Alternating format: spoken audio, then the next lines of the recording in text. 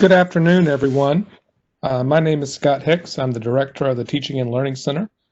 I want to thank everyone for joining us today for this webinar, Alternatives to Lectures and Online Courses. We want to thank everyone again for joining us. Please know that this session is being recorded so that it can be posted to the Online Learning Office's YouTube page tomorrow for anyone else to watch, or if you want to go back and watch and see the slides and hear the discussion again. So again, thank you for joining us. Today's presenter is Dr. Miko Nino, who is the Director of Online Learning. As he notes, the lecture is a powerful and common instructional method, but I think we all know that it can present challenges for learners trying to achieve some learning outcomes, especially in the higher level of proficiency or the affective or psychomotor domains. So we're glad you're here today to join us to learn more about other instructional methods, such as role-playing, digital storytelling, inquiry-based learning, differentiation, and others. So I'm going to go ahead and turn it over to Dr. Nino. And again, I'll be monitoring the chat box, so if you have any questions or comments as the presentation unfolds, please note them there, and then we can have conversation and Q&A after the presentation. Thank you. Thank you, Dr. Hicks. Thank you, everyone, for joining us. Let's get started right away. And the first thing that I want to tell you is that by no means think that I want to promote the idea that lectures don't work. Actually, I myself have benefited a lot from the lecture. I believe it's powerful. I believe it's necessary. And I don't believe there is anything wrong with lecturing. The problem with lecturing, it's not that lecture is not effective. It's that sometimes the lecturer is not engaging enough, or the PowerPoints are not telling a powerful story, or there are other issues of interaction with the audience. But actually lectures work, and there are going to be some instances in your courses in which your audience will have no idea about the topic. And even if you try to foster discussions and other methods, they need that foundational knowledge, and only through lectures they are going to achieve that. So by no means I want to use this presentation as a mechanism to criticize lectures or to promote the idea that you should never use them again. And I mentioned that because we have a problem, and I'm going to be totally honest with you in this presentation, with disruptive pedagogy and design thinking. Both waves of teaching, disruptive pedagogy and design thinking, they are effective. I myself have applied some of those in the classroom. But I have to be honest, I have seen lately that some people, and this is not everyone, some people have used disruptive pedagogy as a mechanism to be either ill-prepared or to force other instructional methods with the goal in mind of saying that, oh, that's old school. We don't lecture anymore. Students don't want to hear a lecture anymore. That's not true. I myself have lectured people who are 18. This new generation, they have been engaged, they have learned. Not everything has to be video, not everything has to be games. You still have the need to have those traditional instructional methods, even in online classrooms. I'm saying with this design thinking, it's problematic sometimes that we are adopting some strategies that are being promoted just because technology has become popular. But if you really analyze, in many instances, there's no cognitive foundation, there's no instructional foundation for these waves of thought. So keep that in mind. Good instruction and good instructional design matter. Regardless of the modality, you always have to focus on having good instructional principles. What we know about the brain, still, it's effective. We have the same brain that we have in 1920, that we have in 1910. It is true that many factors have shaped the way we learn, and there are things that have become useful to enhance learning, but good instructional design, what we know about neuroscience and the training that we have to understand the brain, still it's effective. Those of you who have been part of the certificate know that for us, good instructional design, it's what leads the process. So today, I want you to be able to list other alternatives to lectures in online courses. I want you to be able to describe how these alternatives can be implemented. And of course, I want you to be able to evaluate the benefits of those alternatives. Many of you are familiar, all of you are familiar probably with these levels of learning, which were presented by Bloom's.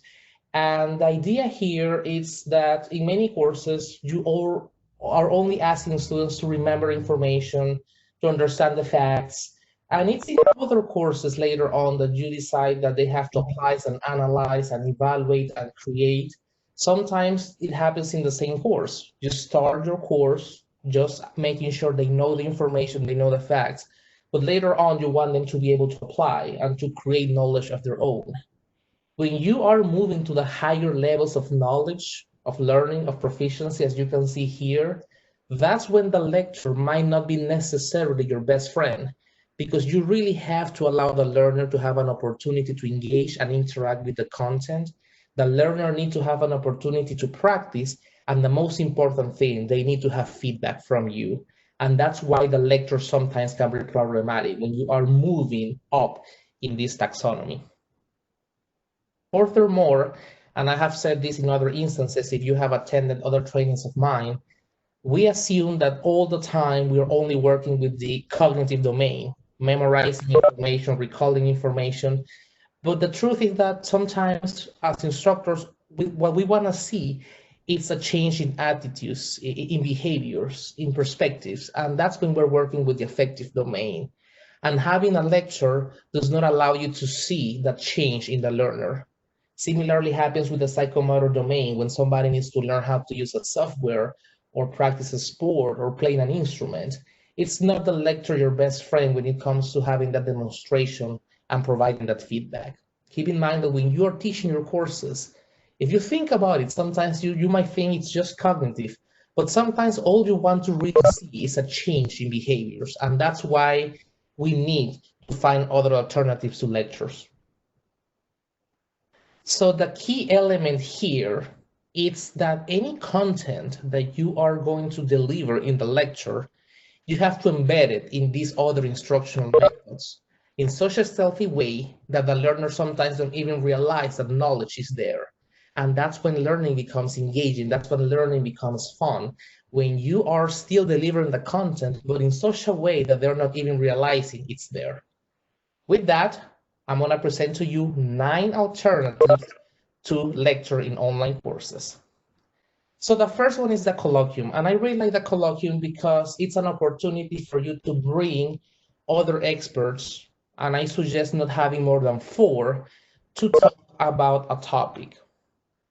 So the way it works is that you invite, as a faculty member, a group of experts or guest speakers to the classroom. In this case, it's going to be online. And the students, they have to come prepared to interact with them through interviews. That's the main difference with the panel. In the panel, the speaker has the control of the information that they're delivering. In the colloquium, it's on the students to ask the questions and take notes on those questions and make sure they find ways to ask the right questions to fill any gaps that they might have. You, as a faculty member, have to tell them before the colloquium, these are the things that I want you to know. So you have to make sure you ask the right questions to get this information. The experts are going to provide that information from you through examples, anecdotes, stories, but it's on you to continue the momentum and the conversation, asking the right questions. You as a faculty member have the opportunity to approve these questions beforehand. And that will be really useful if you do that. So again, you bring 4 people, your students are taking control of that conversation. And I suggest that you bring 4 people, as I said, and each one of them can be addressing a different issue. They should not be the experts on the same thing. That's how when the students get the most out of that. So the benefits of the colloquium is that it fosters critical thinking and reasoning because your students have to understand a problem, a gap, and they have to find out how to get that information to fill that gap. It provides a platform to interact with experts, personal models, and gurus, and in some courses that's more important than others, but it's always beneficial for students to get different perspectives when it comes to a subject matter. It focuses on relevant content because you don't have a lot of time. Usually a colloquium is just 1 hour, you have 4 people, and you have to make sure you ask what you exactly need. I like it because it promotes dynamic classrooms and teamwork. Sometimes your students have to work as a whole team, as a group, and they have to ask those questions in such a way that they're not repetitive, and that you use the best of time. And what I really like is that it promotes networking. Sometimes students critique online courses because they believe that face-to-face gives you an advantage of networking. People go to college because they want to network. And what happens with this is that it gives it an opportunity to connect and increase and improve and grow that network, that professional network. So what technologies can you be using for these methods for colloquium in general? You can use WebEx meetings, very simple, super simple. You have become familiar with that. But also I really like Flipgrid. Flipgrid is really good when you cannot have the colloquium live and you need to do it asynchronously, which gives a lot of flexibility.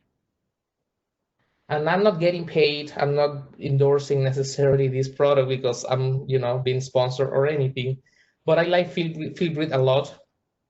If you haven't used it, please consider doing so. It's responsive. You can use it from any device. And basically, you can have a group of people talking about a topic or addressing something, and you have the opportunity to watch each short video, each short intervention, and you can leave voice notes or another video or a response for each one of them. So when I come and check this grid, I have a whole conversation with a lot of useful information. So it's free. There's a pro version, but I have used the free one, and it's really effective. So I encourage you to give it a try if you have not. And that's how you can definitely go about the colloquium. The second instructional method is the role play. And I really like role play because it places the learner in the middle of a dilemma. It's very connected to case-based learning. And sometimes you have a class that actually needs the learner to make choices. All the content that you're teaching, at the end of the day, what you want is your students to be able to make decisions, to apply all the knowledge they have got in your class and make a decision and make the best decision, and you want to be able to influence them. So you can ask your students to become a character. And this is something that I do when you are dealing with a sensitive topic and you don't want the student to necessarily provide an opinion because it can be controversial, to be honest, about an issue. So you can ask your students to be able to become a character. And in that way, they are providing demonstration of knowledge, but you are not necessarily worrying about any personal attacks or anything. What people don't know sometimes is that the role play can be live, so you can do it via WebEx, you can do it Flipgrid, Zoom, any tool that you want. It can be recorded. Recorded will be the Flipgrid. You allow the person to have an intervention, and later when that's ready, I can come here, and then I can respond on my character as well, and I can challenge you. I can definitely challenge you and ask you more about that, why you made that decision. And you as a faculty member should ask them, okay, you or your character made that decision, why? And the why is really important. You have to always ask the why, because it's when they have to actually explain their choices when you can see each transfer of knowledge happen, if they're making those choices because the content that they learn in class. And another thing that people don't use or do all the time is that the role play can be written. You can use discussion in Canvas, and you can create a scenario, and then your students can put an avatar, they can become a character, and they get to interact and respond with each other. It's very important. Before we move forward, if you can just mute yourself, if you can just remember muting yourself, that would be great. Thank you so much. So that's another alternative that I encourage you to do, to use the written discussion portion for a role play in Canvas. Super easy. And make sure you monitor that and always provide feedback. After each interaction with your students, make sure you provide some feedback after you watch any intervention that they had. Something really important with the role play, and I always say that, is that you have to make sure it provides an opportunity for growth. And what some faculty members, they do is that they use the same characters, the same main story, and as content evolves in the course, you add to that initial scenario. So it gets more complex. but because they are already familiar with the characters and the setting, it gets more engaging. I remember one time I developed an online role playing to develop content about social media. And basically all the content was embedded in that role play, in that story. And many students confess that at first they were not so connected to the content, but they wanted to know what happened to the characters. And that interest in knowing what happened throughout the story helped them continue moving forward and completing the module. So those stories, those scenarios have the ability to engage and connect and relate, which is something that you want in your classroom. Again, the role play allows you to address sensitive topics. Sometimes you don't want to talk about something from the first person point of view. Using characters and fictional scenarios can help you. It provides a safe space to explore difficult situations. As I said, if you're talking about sexual harassment, if you're talking about racism, if you are talking about poverty, there are topics in which you cannot just ask people about their personal experiences. And it's beneficial to create these fictional scenarios and fictional characters, and your students can see the dynamics and understand that way. It allows you to witness those changes in opinions and perspective. When you do this in a repetitive way, you can see your students growing as they are justifying your choices.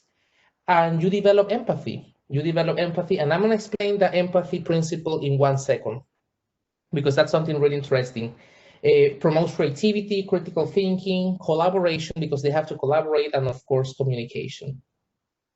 As I said, you can use Canvas, the discussion portion, to do the role play. You can use Flipgrid, as you said, or the YouTube channel. You can have a YouTube channel, YouTube Live, to be able to do that. But something that I have used as well, which it's great, and myself connects to the idea of empathy, it's using digital game-based learning. And when you're asking your students to play certain games, they can be journaling, and you check that journal, and it's in that journal when you witness the evolution of your students and the growth. Many people are against games, but there are a lot of serious games. I myself have used them, and my colleague here, Scott, is going to share with you a link on the chat that has a lot of examples of serious games that you can use for free, most of them in your courses. One time I remember it was a class that I used a game to talk about the third world farm situation in Africa. And basically in that game, students had to play a game. They were an African family and they were given a couple of resources and they play. It was like live kind of deal. And situations happens. They lost a family member. They lost because of a war or a guerrilla or something like that.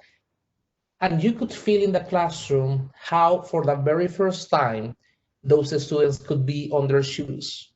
For the first time, they were playing the role of an African family going through the struggles of living in a country with so many issues. And that's the kind of empathy that sometimes we don't have in lecture. And the games, the role playing, the scenarios allow you to have those connections. So that's role playing. Number 3, drill and practice. For those of you who are behaviorists, sometimes I wear that hat, not all the time, but it is true that practice makes perfect. So the drill and practice is not necessarily a lecture, it's mostly a task that you have to model in front of your students. You can record a demonstration on how to do something. You have to provide a rubric to your students telling them what is actually excellence, what is actually good, what is actually high proficiency. And then you have to provide them chances to do the demonstration, share that with you via video or a journal or whatever mechanism you choose, and then you give feedback. And then they try again until you feel that that has been achieved or mastered. Again, you have to always provide feedback and you have to allow that peer evaluation after each iteration. Many people believe that drill and practice is only when it comes to something tangible or concrete, but that's not necessarily the case. You can start, if you're teaching about software, you can ask them to start with a basic function and after that you give them feedback and you add something more complex and more complex and more complex. And at the end of a couple of rounds, you will know that you have been building knowledge throughout the time, which is something that cognitivism encourages you to do. You can also, with languages, you start basically with words, and you have to make sure your students practice those words enough before you let them move to the next phase, which is going to be putting them phrases together with those words. And then you move to sentences, then you give feedback, and then you move to paragraphs, and you give feedback, and then you go finally to being able to tell the story. Again, it takes time, but that's the idea. You have to practice, practice, practice. You provide feedback, and then you move to a next step that is more complex. You are not necessarily lecturing. You are giving them the chance to be hands-on, and you're just guiding the process. This is excellent for math as well. In math, this is actually how many people learn and what it's encouraged. With history, sometimes students have to understand what happened in a whole year or in a whole decade. And there are so many implications about certain events. You start with one event, and then you make sure your participants understand that event, the implications, the issues, the impact that that event had. And then you add, when they give you some demonstration and you give feedback, then you can move to the second event and you do the same. And you can ask them to do event one and the second one. And then you give feedback about both. You don't let them move forward until they understand and master that very one. Again, you're not lecturing. It's on them to find these things. With processes, this is great with processes. You ask the participants in one step for the causes and the issues of that step. And then you give feedback and they are able to move to the second step. When you are giving feedback for the second step, you make sure you still cover 1 and 2, because research has said that's how the brain works. You need to always be connecting and building those chains of knowledge, those networks of information. The benefit of the drill and practice is that practice makes perfect. For those of you, and I'm wearing here my cognitivist hat, you build knowledge because you have this input-output processes in information, and you have a network model because you definitely are building a chain of knowledge that makes sense for the learner, and that's how it becomes stored in the long-term memory, not in the short-term memory. And that's the problem with lecture. When you are just a recipient of information, everything stays usually in your short-term memory for a couple of days until you take the exam, but because you don't have a powerful method, a mental model in your mind, it doesn't get stored in your long-term memory, and you have to strive to have as much information as possible in the long-term memory. Feedback and scaffolding promote proficiency. The more you give feedback, the more you give hints and increase those hints throughout time. That's how people get proficiency. And it allows the instructor to preach with the example, because you're not lecturing, but you're demonstrating how something should be done.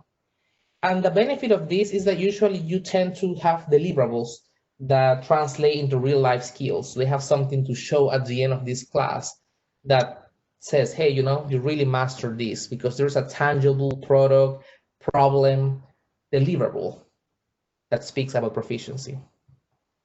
So as I said, you can use a Flipgrid to be able to see these demonstrations. They can record how they do something. WhatsApp, it's more mobile-based learning, but it's free, and I use it because WhatsApp is good when you have a group, when you have to share a video, when you have to share voice notes. And even though it's not necessarily integrated with Canvas for the purposes of these iterations, it's really useful. And again, you are going to be asking your students to record. So I encourage you to use only the UNCP accounts and services for tech support purposes, but also with compliance as well. Number 4, let's talk about digital storytelling. And this one can be something that you use as an instructional method, but also that your students can use as an assessment. So the key element with digital storytelling is that you have to provide guiding questions. It can be 1, it can be 2, it depends, it's up to you, but you have to start with good questions. And you have to provide not only a rubric, but also an example. I believe students need to So what's an example of a good digital story? And there are plenty online for free. So I don't think it's going to take you a lot of time to be able to find one. Many people underestimate digital storytelling because they think that it's just me getting my cell phone or a camera and going around and putting together something fancy and show them, hey, here's my work. But that's not the truth. When you are promoting digital storytelling, you're using it to teach, or you're asking your students to be assessed that way, you have to still focus on the writing, because they have to write the content that is going to be recorded. And you can judge knowledge by the writing of those scripts, of those lines, of that content that is online in that story. Problem solving, as I said, you are going to give them a question or a problem, and they have to solve it. And your digital storytelling is simply a platform for them to share that story, but you still have to solve a problem. And then you have to do research. Again, you have a good question and you tell them, hey, you can use any resources that you want to answer this question. And through those digital stories, you can really tell if your students were able to conduct responsible and good research. And of course, you have to find creative ways, compelling ways, precise ways to share this story, because these stories are usually 5 minutes or so. And it's really important for them to show that creativity. You have to make sure other students are learning from these stories. So ask your students to watch a couple of the stories, not all of them, and to reflect. The reflection component can really tell you about the level of learning that happens when they are watching these stories. So some examples of digital storytelling is that you can ask them to create, or you yourself, instead of lecturing, you can create a documentary or a movie trailer for a historic or current event. Instead of just starting, telling you facts and dates in a lecture, you can just put together something current and make connections to a similar historical event. Or you can directly tell them the impact that certain historical events back in the 60s had into the society. I think when you start with a story like this, instead of just lecturing, you really click and engage with the learner. You can ask them to find existing resources in the community to solve an issue or overcome a challenge. This community has this problem. What resources do we have to solve this issue? You can ask your students to take a stand, and they have to support it with facts. What research have they done? What they found that support that stand they are taking? They can document an internship or a service learning experience. So you can really see what happened in that internship or how they changed through this service learning experience. You can document one day in the life of, if you want them to shadow somebody or understand the life of a character or a very important person in the community or the university, something relevant to the class, that's important. And for those of you who are teaching about creative writing, they can go beyond just writing the story, but also they can use digital storytelling to illustrate that. And same with you, if you're teaching a class about creative story, creative writing, you can illustrate through digital storytelling instead of just lecturing. And when you're providing that digital storytelling, instead of lecturing about the components of a good creative story, you are preaching with example, because through your digital story, they can tell what elements and components are good in a research paper, in a creative story, or in any other kind of document. So the benefits of digital storytelling is that it promotes writing and research skills. Again, it's just not about the video. The video is the last thing. You have to focus on the writing, on the research. Your students need to be using these classes in college to know how to use technology. And digital storytelling lets you do that. Fosters communication, creativity. It prepares students for interviews, because it has become a trend in higher ed, not necessarily, but it has become a trend in industry, in which people are asked to provide 2 and 3 minutes stories about themselves. And those who convince the hiring manager are the ones invited to come in person. Now, with everything that is happening with COVID, these digital storytellings are going to become more popular to get jobs instead of actually getting there, because many positions are become remote. Very important skill for your students. And it promotes connected learning and authentic learning. Your students spend a lot of time watching YouTube videos. Some of them are YouTubers already. So you're connecting the classroom experience to the personal interests of many of them. And as I said, they are going to be creating a deliverable that is authentic and meaningful for them. Some technologies that you can use for this, I'm going to start with the one in the middle, OpenShot. It's free. They have it's open, so you can use it. They have the opportunity for you to drag and drop, super user friendly. I myself, I'm an Apple user, Mac user, so iMovie, it's amazing. I love it. So if many of you and your students, they have Apple, they will not have a problem using iMovie. But also there is WeVideo, which has a free version up to 5 minutes. And usually that's the time that you want for a digital story anyway. So you can use that one as well. All of them are super user friendly and you don't need coding or programming experience. And you as a faculty member, when you want to create your digital stories, you can use them too. Let's talk now about differentiated instruction. Differentiated instruction is a little different than personalized or adaptive learning, because adaptive learning basically asks the learner to perform, and based on performance and the knowledge and interaction with the content and the results of assessments, the system customizes and adapts along the way for the learner. Differentiated instruction, it's different because you don't necessarily customize along the way. What happens is that you can create pre-assessments and learning profiles to get to know what your students already know and what learning preferences they have.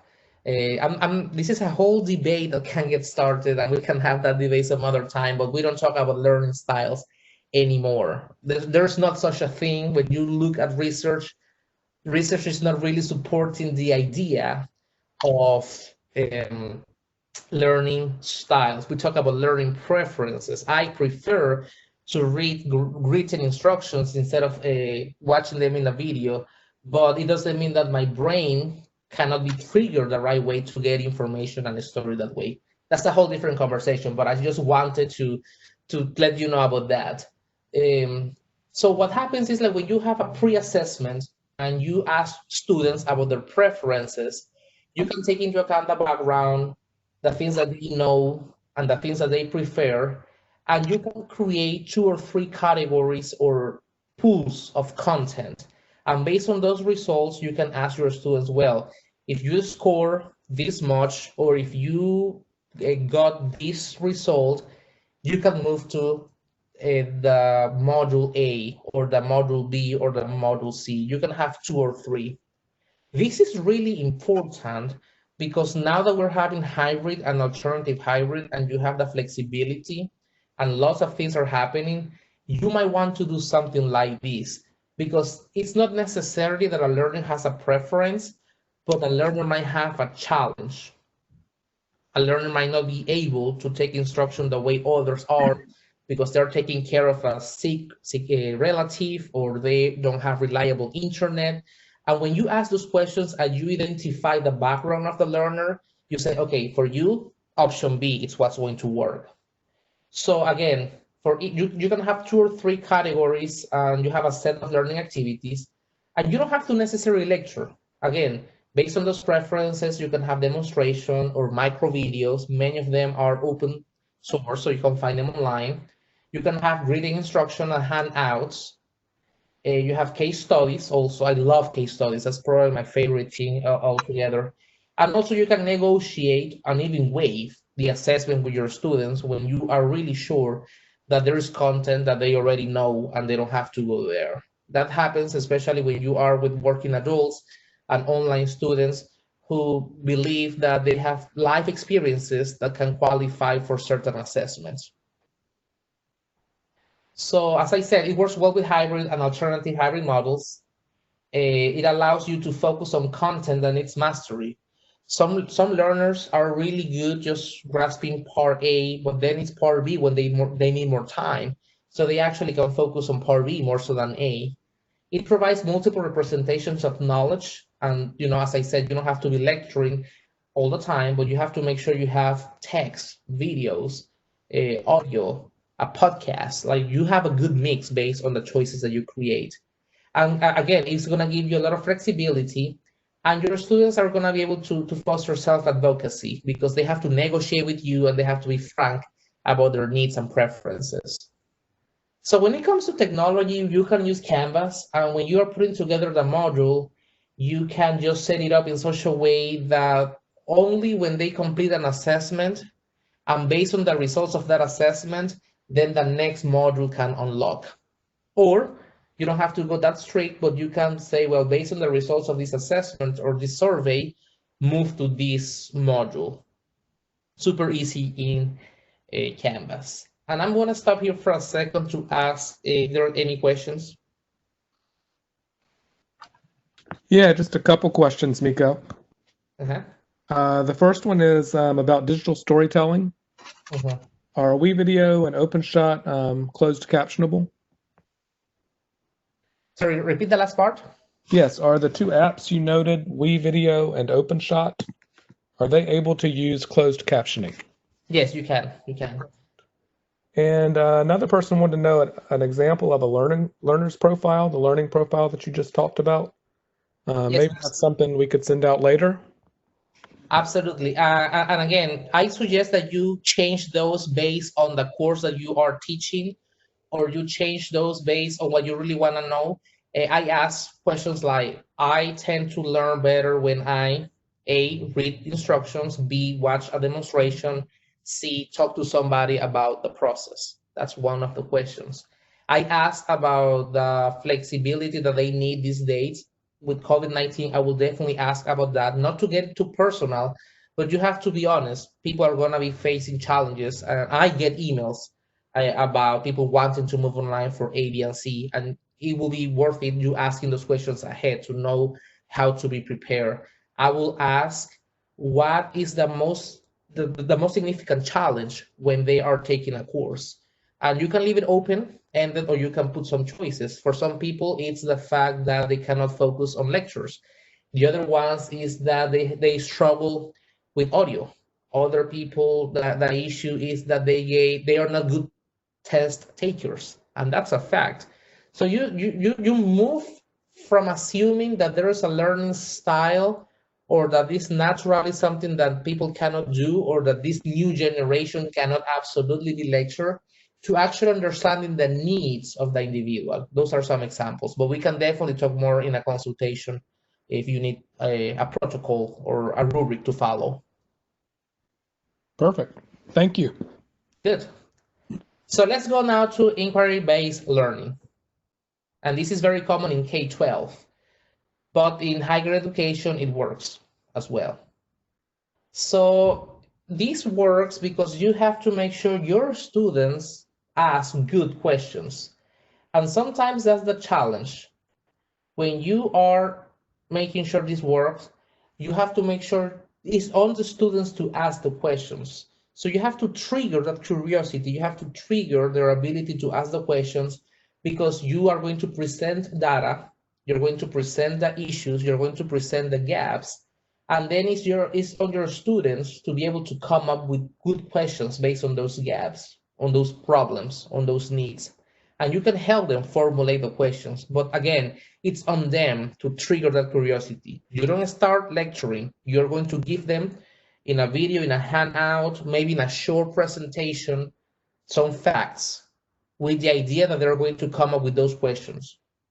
After that, you have to give them a list of reliable sources. And this is where the students will need the most help from you. You become more a facilitator, because nowadays we have a lot of sources online that are not reliable. And many people, it's common sense what's reliable or not. But for other people, that's not the case. So you tell them what's a reliable source that they can consult to find answers for that question. It's on your students to find the answers to those questions and interpret them. And you can negotiate with them how they want to present those findings or conclusions. Is it a paper? Is it a presentation? Is it, again, a role play? Is it a digital story? What deliverable you feel it's going to be good? Make sure you break down this in such a way that you give feedback along the way, because I myself, and this is a personal preference, I believe that regardless of the questions and the needs, all of them should demonstrate the same level of proficiency. So it's okay to use the same assessment at the end. All of them are gonna maybe take different routes to get there, but your job is to make sure they are getting there. And that's why feedback along the way is very important, because if the questions are not good, the information that they're gonna get is not good. Therefore, by the time they take the exam, they're gonna be ill prepared. It's very important to model this, guide them along the way, but you don't have to, again, be the lecturer. You allow them to use a video, interview someone, read a journal article, and find that information on their own. This helps them to stay really focused.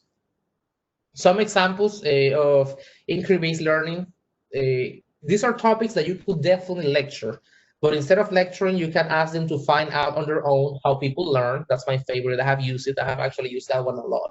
I want people that I train or that I teach for them to find out how people learn, the wonders that the brain can do.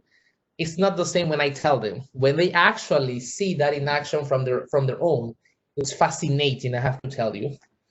Why a type of government fail? In this current political situation, in which there's some sort of sensitivities, you might not want to lecture about the pros and cons of a government. You let them figure out on their own, based on historical facts, on whatever they find, why a particular type of government fails. What decisions are detrimental to personal finances? People don't like to be schooled about how to deal with their finances. Well, let them read a couple cases or ask a couple people, and they will find on their own what things they should not do when they're budgeting and things like that. What sources are not reliable? That's a really good one. For those of you in art and filmmaking, what constitutes a good movie? I'm not going to tell you. I want you to find out, based on what the expert says, based on what the critics say, what constitutes a good movie, or what factors influence the role of a specific gender during a specific time, and also what treatment has been the most effective to cure a disease. Instead of me telling you, you can start finding out. And again, my role as an instructor is to become a facilitator. And we're going to bring together a discussion, and we are going to base everything on facts and research. So that's why the method works. Again, it promotes research skills. It fosters self-regulated learning because they work at their own pace, but they get to apply the foundational knowledge that they have, because you can ask them to read something and go ahead and start the research process, and they get to create their own knowledge. And also it promotes the use of the more knowledgeable other, now wearing the constructivist hat. Sometimes it should not rely only on the teacher, on the instructor. Sometimes they can check with other experts, with peers, with other people who also have a level of expertise in the subject. Number 7, diagrams and infographics. So many of you are familiar with this, and there's something that I have realized. Sometimes we lecture because we want to provide the facts, the numbers, we want to tell them what happens. But in reality, sometimes a diagram, just a diagram or an infographic will work. Just one page, just a couple of illustrations, that's all you need. You don't have to necessarily lecture. What you have to do is to pick the most salient points. It's like basically when you are reading a journal article, the whole thing in the journal is not really something that we're A, going to remember, B, going to use. We have learned as researchers that we have to pick the most important points. When you pick those points, then you tell a visual story. It has to be short, so you have to keep it short and simple. People, actually, the KISS principles is keep it simple, stupid. I don't like using stupid, so keep it short and simple. One page, just a couple things, because you have to keep the focus of cognition. You have to understand something. We are thinking all the time that lectures, they stay in the mind. That's not true. They go through the sensory memory, they make a quick trip, to the working memory. And if you don't do something more, it doesn't travel to the long-term memory. It doesn't. And that's the problem with lectures. So when you have something like this, that you're building a mental model, you have higher chances of all of this information making sense, building a network of knowledge, and actually traveling to the long-term memory. That's the tricky part here. You can use these diagrams and those infographics for text and numbers. So people sometimes think it's just numbers, but no, with text, with concepts, how they connect. And once you present a diagram or the infographic, you can ask your students to follow up. Like if you want to know more about this step, you can read this, or we can meet, or you can watch this video. But by then they know specifically what they need to look for. So some example is processes. Instead of lecturing about processes, I like just to create a diagram explaining those processes. In history, sometimes what you really want them to know is the sequence, the accurate sequence of historical events. And in a lecture, again, it's really hard for me to keep track of all of those. And even if you're lecturing, you might find yourself putting a timeline at some point. And believe me, it's the timeline what is going to build that mental model for your students. It is true that you are expanding through the lecture some of those things, but if you ask me, I will do the inverse. I will show the timeline of those events, and after that mental model has been built in the learner's mind, then I lecture and then I expand. The other way around is not necessarily going to work. Concept maps are huge, sometimes clustering things in categories or connecting things, a cause and effect. Those things, when you look at them visually represented in these concept maps, again, it's all about the mental model. If you want to still lecture or ask them to read or something, do it after you have built this mental model and you have somehow assessed or quizzed them on these mental models that these graphics or diagrams are representing. For research studies, sometimes we have a couple of articles that we have to discuss. Put a bunch of infographics. This is what this author investigated. This is what we found.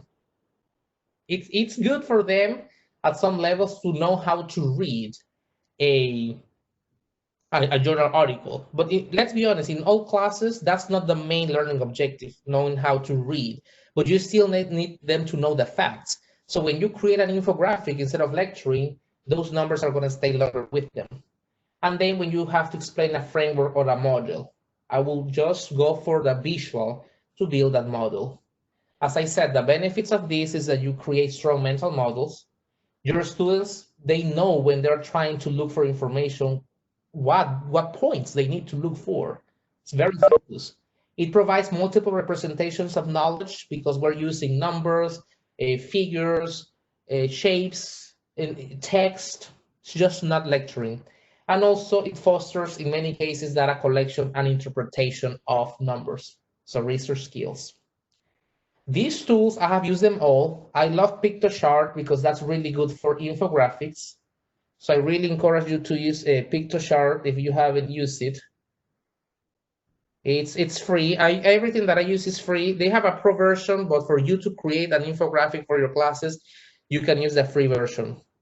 Lucidchart, I have used it as an integration with Google, and it's fantastic to build those concept maps as well. It's collaborative and cool as well. I know that faculty members can request integrations through Do It. Many of these things are not yet integrated with Canvas, but my job, I believe, and our job in the office is to tell you what is out there to trigger that curiosity, that interest in you, and you can request based on your needs. So I will encourage you to give a try to this, to build these infographics and those diagrams. I'm going to show you now my favorite. This is probably one of my favorites, which is concept attainment. And it's because I believe that you don't have to necessarily tell the students up front or lecture about, let's talk about behaviorism. Instead of starting lecturing about behaviorism, I show them examples. I say repetitive practice or external behaviors. I mention the characteristics of behaviorism. And I say, however, be mindful that behaviorism is not about the internal process. And I don't say behaviorism, I say this learning theory is not about internal. So I tell them the characteristics of that theory, but also the things that don't apply to that theory. So the non-examples are really good. After I have been in that discussion, showing them and explaining them and showing some videos and examples, I ask the students, now write and compile, because you have seen examples of what applies and what doesn't apply. Now I want you to summarize what things are the characteristics that apply to this concept. And after they have mastered that process of differentiation, contrast, being able to recognize what applies and what doesn't apply, then you will reveal what's the key concept that they want to know about. And this really talks about proficiency. For me, proficiency is not only when you know what's right, but for me, proficiency is when you know what is not right. So nobody can trick you. And a confusing, tricky scenario cannot, put you off, because you know exactly what is right and what is not. Your students are going to build, again, a strong mental model, because they have been working hard, identifying and compiling those characteristics that are true to that theory, to that statement, to that concept. They get to analyze and conclude, and this is a way of active learning in which you are not lecturing, you are let them find on their own based on the pieces of information that you provide, so they get more active in the process. And again, this can be asynchronous, because you can put videos or you can write some examples and they get to figure that out on their own. I like Play Pause It and Camtasia to be able to do that, because when I'm putting videos, you stop along the way, and then when you stop along the way, they have to write down, okay, what characteristics have you identified so far? And you don't tell them until the end. So that's something that I really, really think you should try, the concept attainment.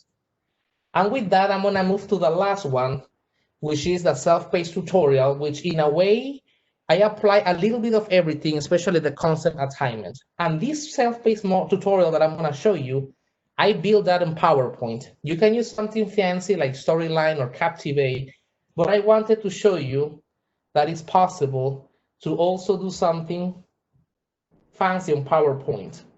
Well, this is not necessarily fancy, but something that works. You have to make sure when you create this that your students put this into the presentation mode. And you, using the hyperlinking function, you add buttons. I'm gonna click here to start. And there is a video right there. First assignment is due on presenting Monday. A situation. Have a great weekend. I wonder if I could find someone. After they're done, they continue, and I ask them, have you experienced this? And they're gonna say yes or no. Based on their answer, that's gonna take them to one slide. And I'm gonna send a message, and I put them here something to think about. Again, I'm using a scenario. I have a button here at the bottom to move forward.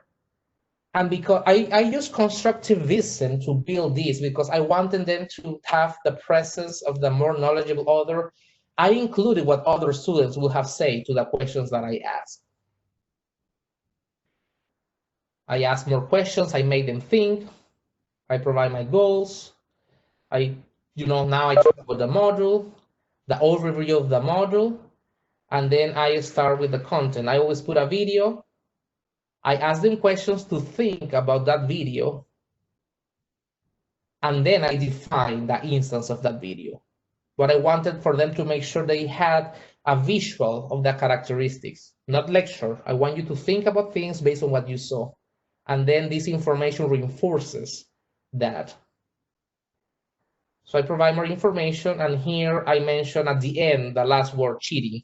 Instead of telling you before or lecturing about cheating, I let you think about it.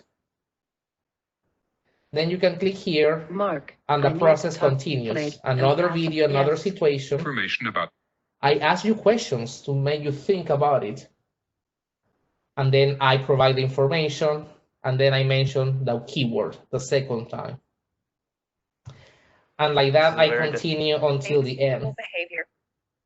Questions, video, then content. At the end, you have until at the very end, I mix it up. Here I use a scenario instead of a video, and I put a case, like I mentioned to you. And the content that I want them to learn is embedded in this video. Again, I'm not lecturing, I'm putting you in a dilemma, and you have to tell me what you think. Well, what would you have done in that situation? And then I go to define academic sabotage, and that's my last 4 types of misconduct. And I continue talking about, what others have said.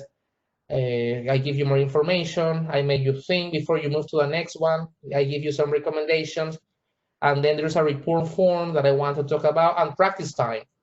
And my practice time with this topic and with many, I put you in the middle of a dilemma of situations. And you have to tell me, what are you thinking? And I provide you information, but you made them think. And again, all of this was built on PowerPoint. Super easy, free. And because it's basically self-paced, people get to actually work at their own pace, and they like it. They really like this one. And with that, I'm just gonna move to question and answers that you might have. I know it's a lot of content, so I have tried my very best. There are like 50, if not more, instructional methods, and I had to pick a top 9 of the ones that I myself have used and I have seen they have been effective. But that's all I have. This is my contact information. If you have any questions, Scott, anything on the chat box? Nothing from the chat box since you took questions in the middle. Okay. But there's been great discussion about graphic organizers and the concept maps, infographics, and diagrams. One of the conversations online on the chat box has been that these are ways to model good teaching and learning as well as good study skills for students. So these kind of lecture models are actually good ways for students to think about their own learning. So we've been thinking about in the chat box about how effective these can be. There are some links also in the chat box for thinking about integrating Flipgrid into Canvas. There's a link there if you're interested in that. But we will be able to help individuals as they need it for any of the kinds of apps that you talked about today. So just feel free to reach out. Absolutely. Well, thank you so much for your time. Again, this is an overview. So much to think about. Hope this trigger your interest in new things. If you have any questions, we're happy to help. Good luck as you prepare for that semester. And again, don't hesitate to contact me if you have any questions. Thanks, and have a great day. Thank you, Scott. Thank you. Thanks, everybody.